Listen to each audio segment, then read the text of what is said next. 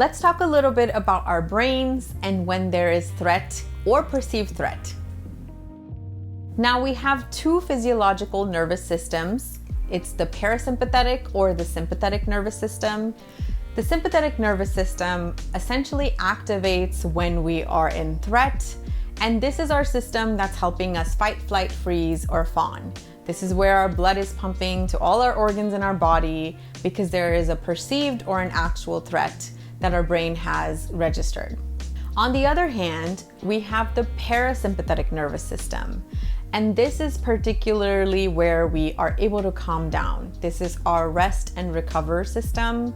And so if I'm activated because of a threat, I am also, if I am deep breathing or taking a moment to be mindful or sitting and doing nothing and taking a pause, this is gonna allow me to activate my parasympathetic nervous system, which will help me regulate my emotions.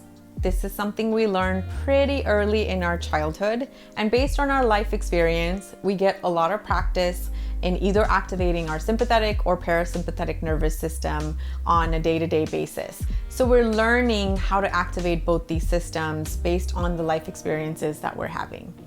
Now, when it comes to threat in our brain, it's pretty primal in the sense that from an evolutionary perspective, our body and brain's main purpose is to make sure that we are staying alive.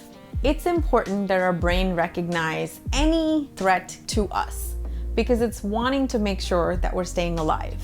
And so it doesn't want to miss any threat in the event that it could really determine whether we are going to survive or not.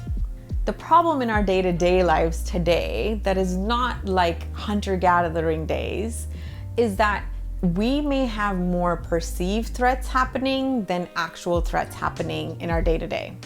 Now, I'm not saying that the individuals who are living a life where there is physical violence or threat happening, your brains probably are more hypervigilant because of that trauma. I'm talking more about the day-to-day that may be going around for us, where we're not necessarily in constant state of physical threat.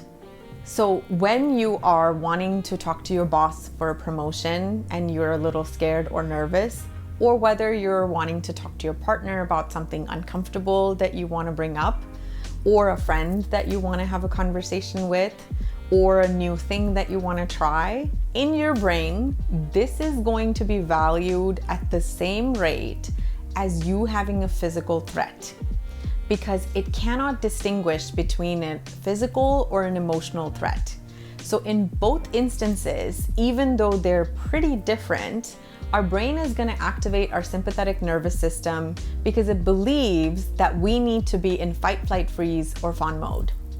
It is up to us, with practice and time, to allow ourselves to take a moment of pause when, let's say, it's for that promotion conversation or the conversation with your partner or your friend, to allow yourself to take some deep breaths, have a mindful moment, acknowledge that this is something that is scary, but it's normal to feel a little nervous.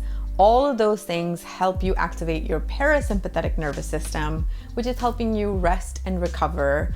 And it's also allowing your brain to recognize that this is actually not a physical threat. Now, there may be many instances where we feel threatened, but we do want to take a moment to pause and ask ourselves, am I uncomfortable or am I in danger?